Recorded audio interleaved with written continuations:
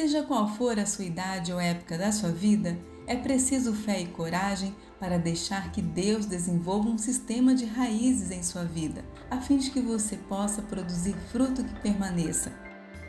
A constância, o contentamento e a gratidão são desafios diários para que sejamos firmes nos propósitos de Deus.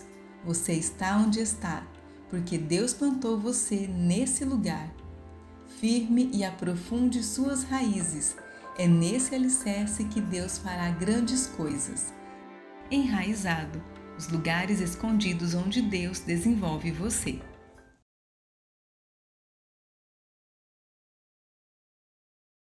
Graças a Deus, a graça e a paz do Senhor Jesus, irmãos. Amém, queridos? Amém. Que bom que você está aqui hoje de manhã, que a graça do Senhor Jesus Cristo venha realmente inundar a tua vida. Eu quero pedir a você que abra sua Bíblia, por gentileza, em Marcos capítulo número 3. Marcos 3, de 13 a 15, quem achou, diga amém. Depois subiu ao monte e chamou os que ele mesmo quis, e vieram para junto dele.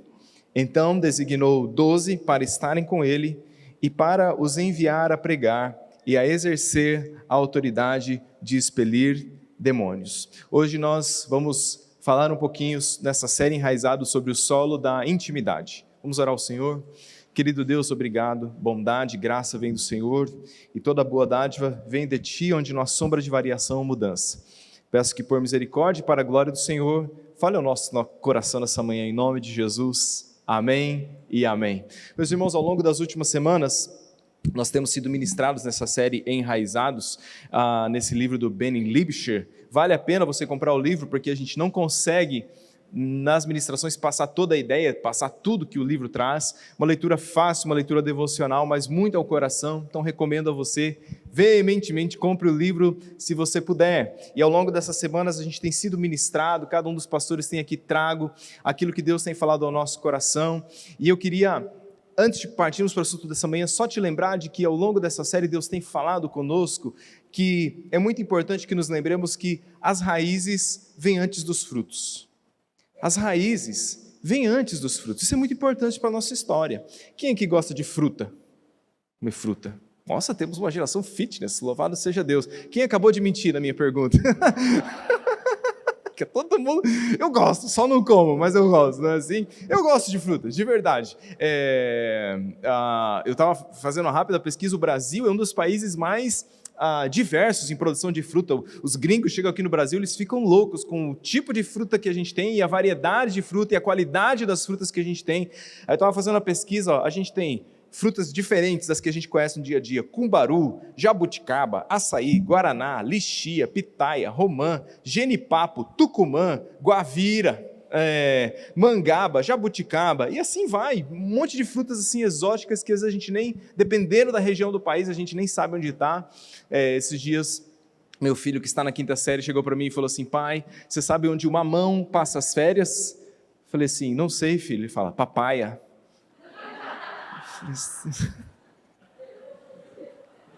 Ele está na 5ª série, né? Tudo bem. Piada de pastor. Eu gosto de fruta, gosto mesmo, de verdade. Trouxe aqui uma das frutas que eu mais gosto. Eu como fruta todo dia, por incrível que pareça, né? Então, gosto de comer maçã, tem outras que a gente gosta. Mas você já parou para pensar que esse fruto só está aqui na minha mão porque um dia alguém jogou uma semente na terra e regou aquela semente. E de repente aquela semente disse assim: eu vou criar raízes. Então aquela macieira um dia disse assim: eu vou criar raízes. E a partir do momento em que ela criou raízes, é que ela se fortaleceu o suficiente para que ela pudesse sair um broto dali. Então, esse fruto, que talvez você coma, eu como todo dia de manhã, eu gosto bastante, ele não estaria na minha mão se essa macieira tivesse dito assim: quer saber? Eu não quero saber desse negócio de raízes. Eu quero as coisas que aparecem, eu quero as coisas que todo mundo vê, eu estou me importando mesmo com o fruto. Mas se ela não tivesse dado atenção para aquilo que ninguém vê e fixado as suas raízes na terra, esse fruto não estaria na minha mão hoje. O que eu quero te dizer hoje, começar essa palavra dizendo, é que pode ser que tem frutos que você gostaria tanto de experimentar na sua vida, ou que você anseia experimentar na sua vida há tanto tempo, e que você ainda não os experimentou, porque você ainda não parou para prestar atenção nas suas raízes. Pode ser que seu foco esteja tanto no fruto, naquilo que você quer que aconteça, nas coisas que você queria viver e queria experimentar, mas você ainda não parou para dizer assim, será que eu tenho colocado atenção nas minhas raízes? Porque como que é o ciclo natural de uma árvore frutífera? Alguém planta uma semente, aquela semente é regada, ela ganha força para estabelecer as suas raízes. A partir do momento que as raízes vão crescendo e que ela vai crescendo para baixo, depois que ela se estabelece lá embaixo, aí ela ganha força para gerar um broto. E se aquele broto for forte o suficiente, ele vai sair à superfície, aí ele vai aparecer. Só que à medida que aquele broto vai crescendo, a raiz também vai crescendo, porque se a raiz parar de crescer, o broto para de crescer. Então, quanto maior é o broto e vai se tornando árvore, maior também é a raiz. E a raiz vai recebendo os nutrientes da terra e vai mandando para aquilo que é broto, que vai se tornar árvore, que vai mandar para os galhos, e os galhos lá na ponta vão desenvolver os seus frutos baseados nos nutrientes que a raiz está mandando. E se essa árvore for madura, grande o suficiente, aí ela vai produzir fruto. Mas tudo começou por uma semente que decidiu ousar colocar raízes na terra. Por isso que a raiz vem antes do fruto. E nessas 3 últimas palavras da série que nós vamos pregar, nós temos essa palavra mais 2, nós vamos caminhar para entender quais são os solos que Deus nos planta. Qual o tipo de solo que Deus planta a nossa vida? E hoje nós vamos falar do primeiro solo, 3 solos do qual ministraremos, e o primeiro de hoje é o solo da intimidade. E no solo da intimidade a gente precisa talvez colocar no nosso coração, e a palavra é muito simples, os conceitos são simples, não tem nada de novo, é que eu e você a gente precisa aprender a encontrar a Deus. Encontrar Deus, irmãos. O solo da intimidade é um lugar onde nós encontramos o Senhor, é no secreto. Fala, beleza, pastor, e esse negócio de raízes? É no secreto que Deus desenvolve o seu sistema de raízes, que vão estabilizar, que vão fortalecer a sua caminhada com o Senhor. Diz assim Mateus 6,6, a palavra do Senhor diz assim, tu, porém, quando orares, entra no teu quarto, e fechada a porta, orarás a teu pai que está em secreto, e o teu pai que te vê em secreto, te recompensará. 2 coisas que Jesus está dizendo para nós, que nós devemos buscar o Senhor em secreto, porque o Senhor está lá, e o teu Pai que está em secreto, Deus está lá. E o outro motivo pelo qual Jesus está dizendo que devemos ir para o secreto, é porque lá Deus vai se relacionar conosco, lá o Pai nos vê. Então o Pai está no secreto, nós o encontramos lá, e lá o Senhor nos vê, lá no secreto o Senhor se relaciona conosco. Então, encontrar a Deus, estar com Deus, é o primordial da nossa relação com o Senhor, porque nós não fomos chamados em essência, a essência de andar com Deus não é fazer coisas para Deus, é estar com Deus. Nós fazemos por consequência do estar, mas se a gente só faz para e não está com, aí a gente tem aquele velho coração de Marta, que quer sempre fazer, e nunca temos o coração de Maria, que nunca quer estar. O texto que nós lemos, que é Marcos capítulo número 3, o primeiro texto que a gente leu, pode voltar lá para mim, fazendo um favor. Ele vai dizer exatamente isso quando Jesus chama os seus discípulos. Obrigado, querido. Ele vai dizer assim que, depois que ele foi ao monte, ele chamou para si mesmo aqueles que ele queria que estivessem junto dele. Essa é a chamada essencial do discípulo, estar com o Senhor. Depois ele vai dizer, então designou 12 para estarem com ele, para os enviar a pregar e a exercer autoridade sobre os demônios. Antes de fazer algo para Jesus, aqueles discípulos deveriam estar com Jesus. E eu não sei se seu coração é como o meu, mas para mim é muito mais fácil querer fazer coisas do que querer estar com Deus. Você é pó como eu? Sim ou não? Meu coração quer muito mais fazer as coisas. Que hora que é, Jesus, o negócio aí de impor a mão e os demônios saírem? Que hora que é que eu vou fazer os negócios, que eu vou aparecer, que meu nome, e que a luz vai estar acesa e a gente vai estar falando? E aí Jesus começa a dizer assim, não. Antes disso, o essencial é você estar comigo, junto de mim, estar comigo. E às vezes a gente pula essa parte do nosso processo de estar com Deus e a gente acha que ser discípulo é ter um monte de informações sobre Jesus. Jesus não chama os discípulos para encher eles de informações essencialmente. Jesus chama os discípulos porque Jesus queria reproduzir a si mesmo neles. Ele está dizendo, andem comigo, vejam como eu sou, quem eu sou e como eu faço as coisas. E vendo quem eu sou e como eu faço as coisas, então vocês se tornem iguais a mim e façam as coisas como eu faço. Quando a gente encontra Deus, vai para um lugar secreto, irmãos. O John Piper fala muito sobre isso, ele diz, ali você encontra satisfação. Não existe encontro de satisfação na vida se não é num lugar secreto com Deus. Não existe senso de missão na vida se eu não estou no lugar secreto com Deus. Quem eu sou, por que eu estou aqui, o que Deus me chamou para fazer. Quando você gasta tempo no secreto com Deus, você começa a entender quem Deus de fato é, não quem você acha que Ele é, porque quem Deus é e quem você acha que Ele é, às vezes são duas coisas bem diferentes. E aí você começa a entender quem Deus é, o que Ele faz, o que Ele quer fazer na face da terra, e aí Deus vai reorganizando as suas prioridades. Um momento a sós com Deus pode mudar algo em nosso coração que nunca foi mudado através de 1000 conselhos. Um momento a sós com Deus pode mudar algo no nosso coração que nunca foi transformado através de 1000 pregações. Um momento a sós com Deus, porque é uma obra que Deus está fazendo na nossa vida. Então, o Brennan Manning vai dizer muito isso, ele vai dizer, a nossa estratégia de crescimento tem que ser a nossa fundação. Qual é a sua estratégia de crescimento com Deus? A fundação. O lance é que a gente às vezes esquece que são boas raízes que sustentam grandes árvores. Se a raiz vai apodrecendo, a árvore vai, para a árvore ser grande e frondosa, o sistema de raízes tem que ser tão bom quanto. Então, nós temos uma estratégia de crescimento para com Deus, e aqui não é um plano necessariamente arquitetado, é isso, tanto tempo daquilo, tanto tempo daquilo. O que a gente está dizendo e ministrando ao longo dessa série, que para termos a nossa estratégia de crescimento com Deus, é estar com Ele, é estar no secreto com Ele. Eu lembro quando eu comecei a ensinar meus filhos a jogar bozó. Quem aqui joga bozó? Vocês ainda jogam esses negócios em casa? A gente gosta disso daí. Então, até porque comigo é general de boca, pá, eu já resolvo.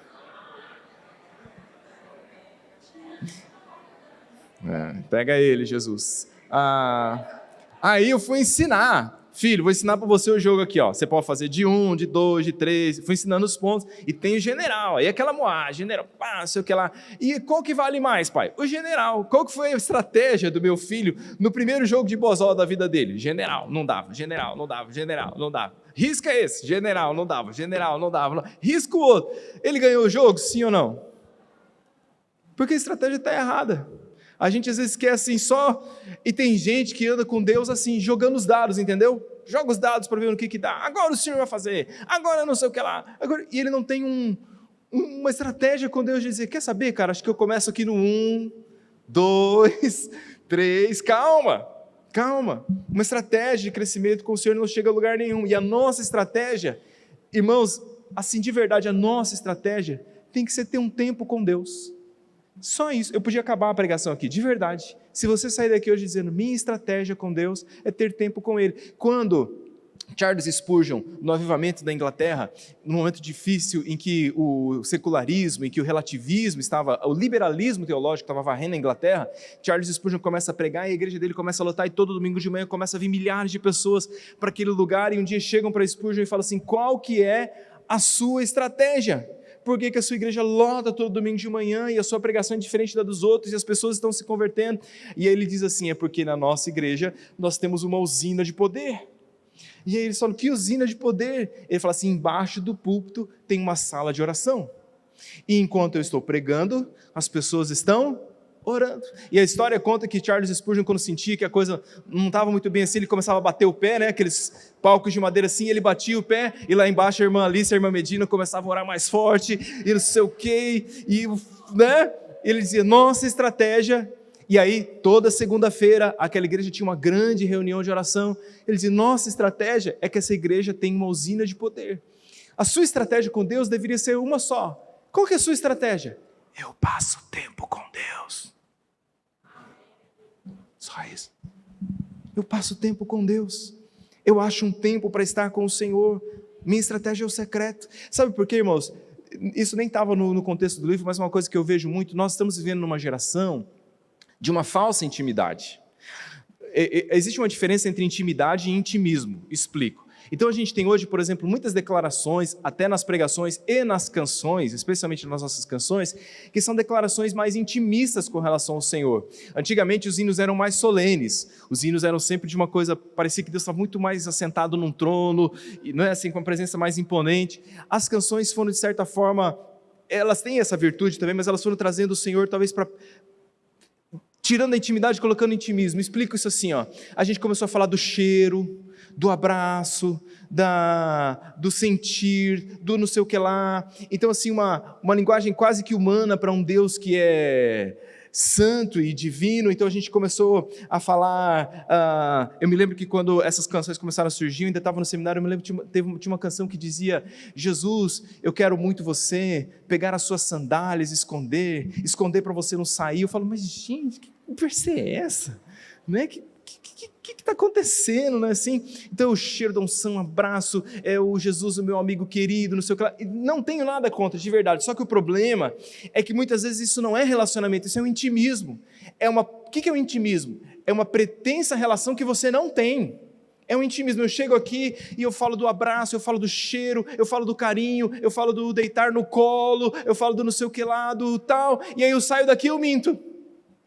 Eu saio daqui e eu roubo. Eu saio daqui, eu vejo pornografia, eu saio daqui, eu não oro, entendeu? Assim, Senhor, e tal. Aí, então, assim, é forçar uma amizade. Eu me lembro a primeira vez que eu fui pregar no Rio de Janeiro, e assim, os irmãos cariocas sabem que o carioca ele é mais intimista, não é assim? Então eu lembro que eu cheguei, desci no aeroporto, não conhecia ninguém, o cara chegou, e aí, pastor, beleza, comendo muito jacaré lá, não sei o que lá, e tal. Eu falei, o que esse cara tá, nesse, eu magro que só, eu falei assim, pastor, o senhor tá igual, como que ele falou? Tá igual bandeira de pirata, só o pano e a caveira. E aí,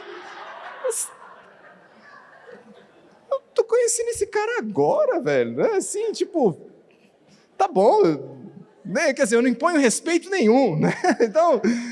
Então assim, eu sou um cara de boa, não ligo pra brincadeira, mas lá você fala assim, mas esse cara não tem essa intimidade comigo, entendeu? Às vezes é a gente com Deus assim, a gente está ali falando umas coisas que Deus está falando, você nem me conhece, cara, entendeu? Você não me conhece, não tem essa intimidade comigo.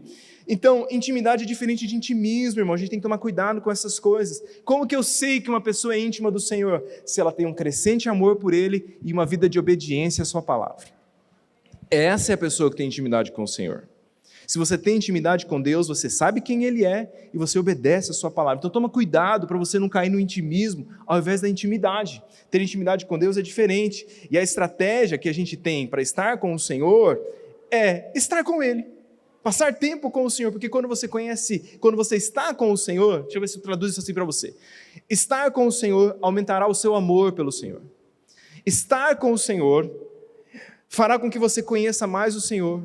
E quando você conhecer mais o Senhor, você o amará mais. E quando você o amar mais, você o obedecerá mais. Então, estar com o Senhor é conhecer mais o Senhor. Conhecer o Senhor é amar mais o Senhor. Amar mais o Senhor é obedecer mais o Senhor. Ou seja, quanto mais tempo você passa com Deus, mais estável é a sua relação com Deus e mais profunda é a sua relação com Deus. Porque é diferente quando a gente conhece alguém, sim ou não, irmãos? É diferente. Conhecer alguém é diferente de ter informações sobre alguém. Você pode não me conhecer muito bem. Tem gente que aqui eu conheço muito bem. Tem gente que tem informações sobre mim, eu tenho informações sobre você. Pastor Cristian, 1,74 m, cabelo preto, sei o que lá, branquinho, solta umas piadinhas, sei o que lá, não sei de onde e tal. Aí chego para você e falo assim, vi o pastor Cristian dando na cara de ciclano. Aí você diz assim, poxa, que coisa, hein? Que coisa feia. Tudo bem. Aí se você chegar na minha esposa, que me conhece, e falar assim, vi o Cristian andando na cara de ciclano, sabe o que ela vai dizer? E o cara deu de volta? Não. Sabe o que ela vai dizer? Ela vai dizer assim, jamais, porque eu conheço meu marido, e eu sei que ele não faria uma coisa dessas. O que eu estou querendo dizer para você é o seguinte, quando você passa tempo com Deus, você conhece o Deus a quem você serve. Então, quando a gente chega diante de uma situação da vida, e uma prova vem sobre nós, e o Satanás e as pessoas do meu sentimento dizem, essa prova vai me destruir, essa prova é maior do que as minhas forças, mas se você conhece a Deus, isso nem vem mais na sua vida. Por quê? Porque você diz assim, a prova pode ser grande, mas eu conheço meu Deus. E eu sei que Ele não prova ninguém maior do que as suas forças. Eu sei que com a prova Ele me dará o escape. Eu sei que enquanto eu estou passando por essa prova, o caráter de Cristo está sendo forjado em mim. Eu sei que meu Deus me dará o pão necessário de cada dia e que no final o nome dEle será glorificado na minha vida, porque eu conheço o meu Deus. Você conhece Deus? Sério mesmo? Ou você tem um monte de informações sobre o Senhor? Porque só conhece a Deus quem passa tempo com Ele. Não se iluda. O segredo do Senhor são para aqueles que o buscam, diz a palavra do Senhor. Passe tempo com Deus. Quando a gente vê a história, tem uma frase do autor que eu coloquei aí, ele diz assim: é muito importante ter uma história sozinho com Deus. Pode passar, por gentileza, a frase que eu coloquei, lindão, por gentileza. É muito importante ter uma história sozinho com Deus, uma que ninguém mais saiba. Tem uma história com Deus, uma que ninguém mais saiba. É disso. Quando a gente vê a história de homens e mulheres que foram usados por Deus, a gente vê esse ciclo do secreto se repetindo. Quer ver uma história que a gente conhece pouco? Por exemplo, a história de Jeú. Jeú vai ser ungido rei de Israel, e ele está ali, antes de ser rei de Israel, o governo anterior, dos dias anteriores, é o governo de Acabe e Jezabel, dos piores, junto com o de Manassés, da história do povo de Israel. Perseguição aos profetas, Elias os confrontou, Eliseu os confrontou, mas eles não foram depostos. Quando Jeú vai ser ungido rei, Manassés já morreu. Só que agora Elias vai lá e chega assim, Eliseu chama um dos seus discípulos e fala assim, vai lá ungir Jeú, rei de Israel. E aí o profeta chega, vamos ler a história, pode ser? Abra comigo em 2 Reis 9, 1 a 10. E aí o profeta chega, 2 Reis 9, de 1 a 10. O profeta chega e ele vai ungir Jeú, rei de Israel. Olha o que acontece nessa história. 2 Reis 9, de 1 a 10. Vou lendo. Então o profeta Eliseu chamou um dos discípulos dos profetas e lhe disse, cinge os lombos, leva contigo esse vaso de azeite, vai-te a Remote de Gileade. E em lá chegando, vê onde está Jeú, filho de Josafá, filho de Ninsi. Entra e faz-o levantar do meio dos seus irmãos e leva-o à câmara interior. Leva-o à câmara interior, toma o vaso de azeite, derrama-lhe sobre a cabeça e diz, assim diz o Senhor, ungir-te-ei rei sobre Israel. Então abre a porta, foge e não te detenhas. Foi, pois, o moço, o jovem profeta, Ramote de Gileade. Entrando ele, eis que os capitães do exército estavam assentados, e ele disse, capitão, tenho uma mensagem para te dizer. Perguntou-lhe Jeú, a qual de todos nós? Respondeu-lhe, a ti, capitão. Então se levantou Jeú e entrou na casa, algumas traduções dizem, entrou na sala interna, na câmara interna. O jovem derramou azeite sobre sua cabeça e lhe disse, assim diz o Senhor, Deus de Israel, ungite rei sobre o povo do Senhor, sobre Israel, ferirás a casa de Acabe, teu senhor, para que eu vingue a mão de Jezabel, o sangue dos meus servos, os profetas, e o sangue de todos os servos do Senhor.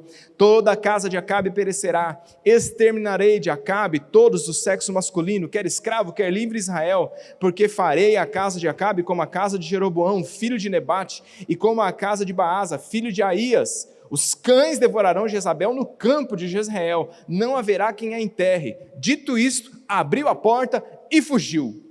Então olha só, ele vai ungir Jeú como rei, e ele diz assim, quando você chegar lá, você leva ele para uma câmara interna, leva ele para um lugar secreto, separa ele do meio das pessoas. Irmãos, eles estão vivendo os piores dias da história de Israel, anos de nepotismo, anos de escravidão idólatra, anos de judiaria, anos de perseguição, anos de seca, de idolatria, e agora o que Deus vai fazer? Deus vai pegar uma pessoa, vai levar ela para o secreto, vai pegar Jeú, vai levá-la para o secreto e vai dizer, eu vou mudar a história. Jeú se levanta dali, daquele lugar secreto, quando o profeta sai. Eu não sei por que Eliseu mandou o profeta sair correndo, mas é a história, o profeta sai correndo, ele chama os soldados, ele chama os outros generais e diz assim, hoje Deus me visitou no lugar secreto, e hoje Deus vai fazer algo novo na história da nossa nação. Eles saem dali, eles matam os reis de Judá e de Israel, eles vão atrás de Jezabel, que está em Jezreel, cumprida a palavra do Senhor, os servos de Jezabel jogam ela da janela, os cães a devoram, está tudo na Bíblia, não dá para pregar essas histórias no mimo, mas está tudo na Bíblia.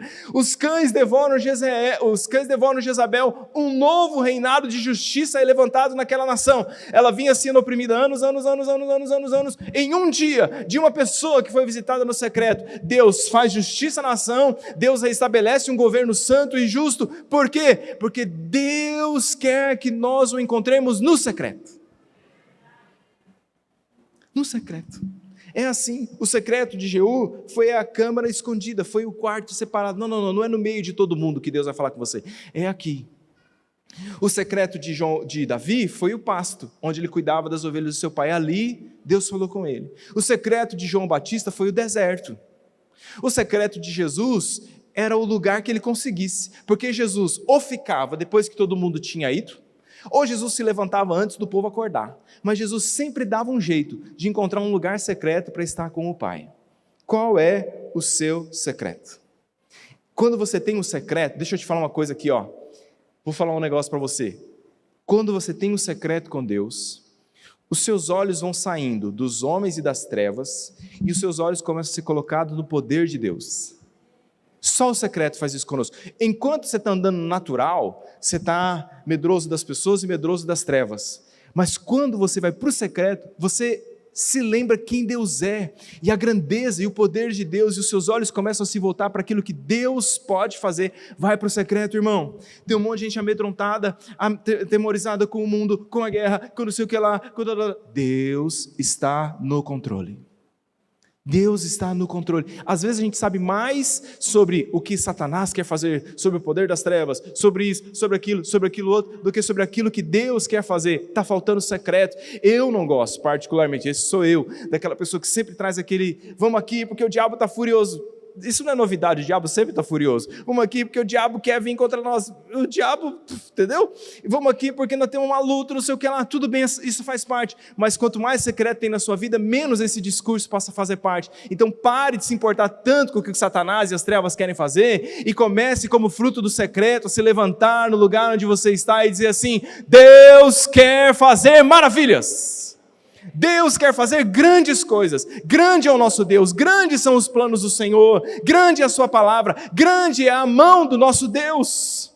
Quanto mais secreto, mais senso da nossa missão, mais senso da grandeza de Deus. Irmãos, Deus quer fazer grandes coisas. O solo da intimidade é um solo, segundo e último, é um solo onde a gente gera a palavra, onde nós vamos gerando a palavra. Diz assim João 15, versículo número 7. Se permaneceres em mim, e as minhas palavras permanecerem em vós, pedireis o que quiseres, e vos será feito. Se permaneceres em mim, e as minhas palavras permanecerem em vós, pedireis o que quiseres, e isso vos será feito. Então, o que Deus começa a colocar em nós, quando a gente está no secreto com Ele, quando a gente tem um solo de intimidade com Ele? Deus começa a colocar a sua palavra. E quando a palavra de Deus vai sendo colocada nos nossos corações, a gente começa, e o autor vai dizer muito sobre isso, a gente começa de alguma forma a gerar algo dentro de nós, a gestar algo dentro da nossa vida, porque eu estou sendo ministrado. Irmãos, Deus fala, quantos creem nisso? Digam amém. A palavra de Deus é viva, e Deus fala conosco assim, ó. Deixa eu ver se eu traduzo isso para você. Deus fala conosco, às vezes, coisas extremamente pontuais. Ele nos dá uma palavra que é uma resolução para aquele momento. Pá, Deus fala, resolve, louvado seja Deus. Uma decisão que eu tenho que fazer, uma porta, um milagre que Deus... Amém. Mas tem muitas, e especialmente essa é a maneira como eu vejo que Deus fala comigo. Deus muitas vezes fala coisas aqui para o nosso coração que são para nos guiar durante as circunstâncias da vida. São palavras, são âncoras da nossa alma, que vão nos guiar para aquele momento em que Deus vai fazer alguma coisa. Deixa eu ver se eu traduzo isso para você na história de Ana. Ana queria um filho, lembra-se da história? 1 Samuel. Ana, Penina tinha filhos, azucrinava sua vida. Ana, mulher de Deus. Eucana era um ótimo marido para ela, mas ela queria um filho, e ela chorava, e ela clamava querendo um filho. Senhor, não deixe a tua serva desamparada, eu quero um filho. E ela está ali então, buscando, orando ao Senhor, nada mais a satisfazia, nada mais alegrava o seu coração, ela queria um filho. E um dia ela está no templo, ela está orando, ela está buscando ao Senhor, ela está balbuciando, e o profeta Eli acha que ela está embriagada, e ele chega para exortar a Ana. Diz assim o texto em 1 Samuel 15 a 18. Ele chega e exorta Ana: você está embriagada. Olha o que Ana responde, ela diz: Ana respondeu: não, Senhor, eu sou uma mulher atribulada de espírito, eu não bebi vinho, não bebi bebida forte, porém estou derramando a minha alma diante do Senhor. Não tenhas, pois, a tua serva por filha de Belial, porque pelo excesso da minha ansiedade e da minha aflição é que eu estou falando até agora. Então lhe respondeu Eli: vai-te em paz, e o Deus de Israel conceda a petição que você fez. Então disse Ana: acha a tua serva graça diante de ti. Assim a mulher se levantou, foi pelo seu caminho, comeu, e o seu semblante já não era mais triste. O que Ana queria, irmãos? O que Ana queria? Um filho. O que Ana recebeu aqui, nesse episódio? O que ela recebeu? Uma palavra. Ana queria um filho, mas ela recebeu uma palavra. E a Bíblia diz que por causa daquela palavra que ela recebeu, o seu rosto já não era mais triste. Ela se levantou, festas não davam jeito, marido não dava jeito, dinheiro não dava jeito, nada resolvia a sua tristeza, mas a palavra resolveu. Antes de Ana gestar o bebê, ela estava gestando a palavra.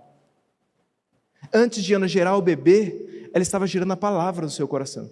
Às vezes eu e você, a gente está vendo esse exato momento da nossa vida, em que a gente quer algo, precisa de algo, mas esse dia ainda não chegou. Só que Deus, quando a gente vai para o secreto, porque Ana está no secreto, não tem mais ninguém, é Ele e o Senhor, e ela recebe a palavra, ela diz: esta palavra é o suficiente para mudar a maneira como eu vou viver, porque antes de ver acontecer aquilo que eu quero que aconteça, pela fé eu já estou gerando a palavra no meu coração. A palavra, esse é o grande depósito de Deus no nosso relacionamento com Ele, a palavra que Ele coloca no nosso coração. É por isso que Jesus diz: se as minhas palavras permanecerem em vós. Então eu vou dizer um negócio aqui, sem medo de arriscar hoje. Talvez o que você precisa não é de uma palavra nova de Deus. Talvez o que você precisa é aprender o que fazer com a palavra que você já recebeu. Você já recebeu a palavra, e agora Deus está dizendo, ela permanece em você, você está gerando essa palavra, e você vive baseado nessa palavra. Aquela que chorava já não chora mais. Está grávida, Ana? Não estou, mas recebi uma palavra de Deus, e a palavra de Deus é maravilhosa, ela é o suficiente para mim. O que é gerar a palavra, irmãos? Gerar a palavra é viver de acordo com a palavra que você recebeu. Isso é gerar a palavra, viver baseado na palavra que eu recebi. Então, quando os meus valores estão firmados na palavra, eu saio, por exemplo, das crises de identidade. Eu não sou amado por ninguém. Isso é gente de raiz fraca. Quando a raiz é funda, a palavra do Senhor diz assim: você me ama porque eu te amei primeiro. Eu te amei de tal maneira que dei o meu filho por você. Aí nunca mais sobe ao seu coração, porque você diz: eu tenho um Pai no céu que me ama. Me ama, e eu vivo baseado nessa palavra. Esses são os meus valores. Como que a gente, indo para o final, aprofunda as nossas raízes na intimidade? Bem prático aqui agora no final. Como aprofundamos as raízes? Em primeiro lugar, ore. Ore. Irmãos, ore. Vou falar uma coisa para você. Pastor, isso aqui é chover no molhado. Sim ou não, irmãos? Quem aqui já ouviu alguma pregação na vida falando que é para orar? Vai, irmãos, levanta a mão. Muito bem. Pode abaixar. Não precisa levantar na próxima pergunta. Quem aqui ora?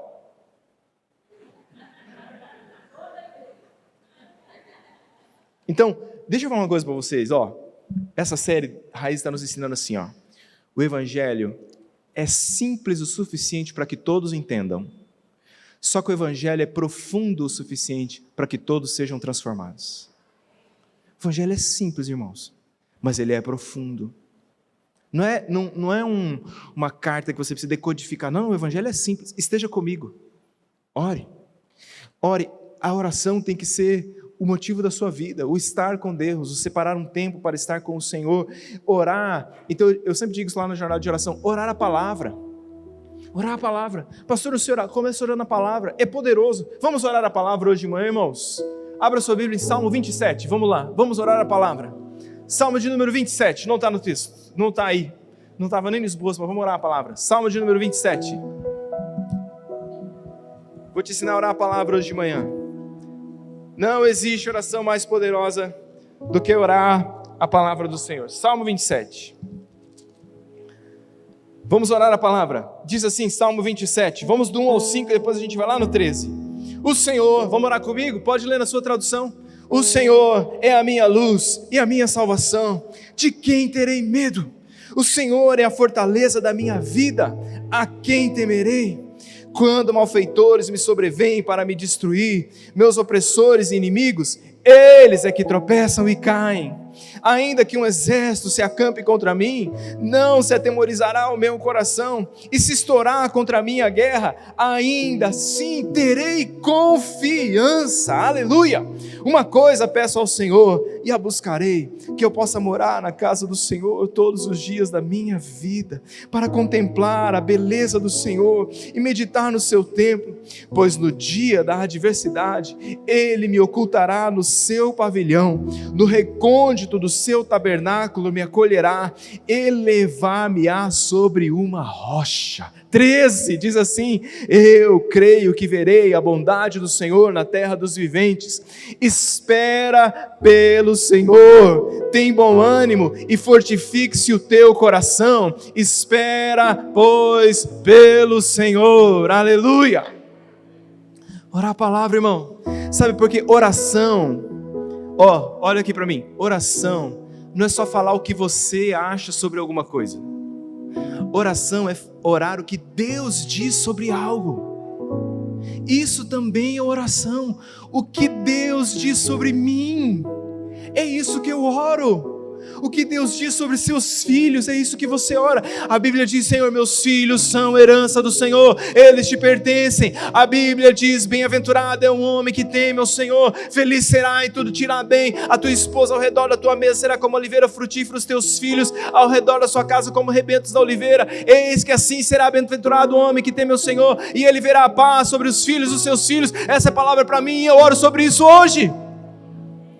Orar, conhecer a Deus, ter intimidade com Deus não é só chegar ali e derramar um monte de coisa, é saber o que Ele diz, o que a palavra diz. Quando Ana foi orar, eu não tenho dúvida disso, na sua casa, depois que ela saiu do templo naquele dia, ela foi orar: Senhor, Tu disseste que me daria um filho. O Senhor me disse: quanto a mim, eu quero me dê ânimo e renova o meu coração para eu esperar pelo Senhor, mas eu creio, Tu me darás um filho. Orar é também saber o que Deus diz sobre as lutas da nossa vida. Senhor, eu estou sendo provado, mas a Bíblia diz: o Senhor não dá uma prova, um fardo maior do que a gente pode carregar. Senhor, eu não sei o que será amanhã, mas a palavra do Senhor diz: eu nunca vi um justo mendigar o pão. Isso é orar, irmãos. Orar, saber o que Deus diz sobre cada coisa da nossa vida. Segundo, mude sua forma de falar, porque quem passa tempo com o Senhor vai mudando a maneira como a sua linguagem acontece. Diz assim a palavra do Senhor em Salmo 19:14: as palavras dos meus lábios e o meditar do meu coração sejam agradáveis na tua presença, rocha minha e redentor meu. Fale baseado naquilo que Deus falou, irmão. Deus falou que seu casamento é uma bênção, seu casamento vai ser uma bênção. Deus falou, o que Deus falou sobre seu esposo, sobre sua esposa, sobre suas finanças? Fale baseado nisso. Quando você fala de uma pessoa baseado no que Deus diz dela, você para de fofocar. Para de falar mal dos outros. Para com o diz que me diz, porque não é isso que Deus diz do fulano. Então eu não posso falar sobre ele algo que Deus não diz sobre ele. A linguagem muda quando a gente conhece o que Deus fala sobre a vida, porque daí a gente fala: eu tenho que passar o filtro daquilo que eu falo baseado naquilo que Deus diz, e não ser levado pela maré dos meus pensamentos e dos meus sentimentos. Meu pensamento e meu sentimento oscilam, irmão. Eu sou homem.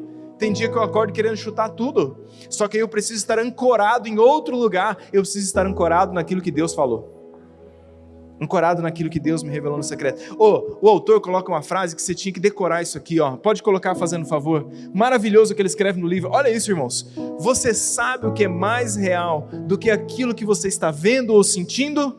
Aquilo que Deus disse. Extraordinário. Eu não estou vendo, eu estou sentindo o contrário, mas se Deus falou, essa é a verdade. Passam os céus e terra, mas as minhas palavras não passam, diz o Senhor. Terceiro, aprofundando as raízes, faça da Bíblia a sua prioridade, irmão. Faz da palavra a sua prioridade. Não tem raiz sem isso aqui. Qualquer vento de doutrina vai te levar, onde o vento soprar, você como palha vai cair. Só tem raiz quem conhece a palavra. Fazer da palavra uma prioridade na sua vida, não uma coisa que domingo de manhã você acorda e fala: gente, onde que está a minha Bíblia? Alguém viu? Né? Coloquei ela domingo passado, não sei onde está. Bíblia, irmãos, Bíblia. Eu estava vendo um documentário uma vez, o policial falando sobre o momento, ele estava perseguindo o ladrão, o cara deu um tiro nele. E ele estava falando da sensação que ele teve naquele momento, porque ele ainda conseguiu pegar o cara e tal, mesmo baleado. E ele foi falando que depois que ele parou ali, como que ele foi sentindo que o corpo dele foi trabalhando para ele sobreviver. O corpo dele foi desligando outras coisas que ele não precisava naquele momento. A audição foi diminuindo, a visão periférica se tornou visão em túnel, o sangue parou de circular tanto nas extremidades, foi vindo tudo para o centro do corpo, que era onde ele precisava. Ou seja, o corpo dele estava desligando as coisas que ele não precisava naquele momento para ele poder viver.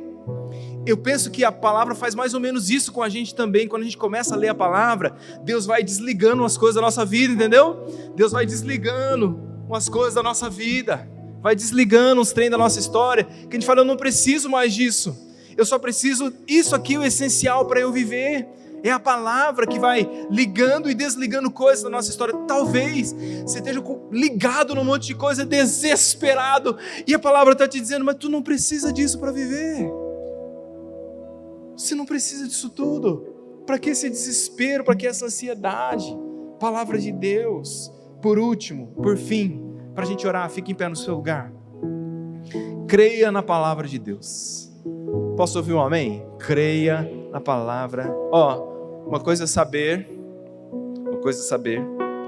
outra coisa é entender, e outra coisa é crer. São coisas completamente diferentes.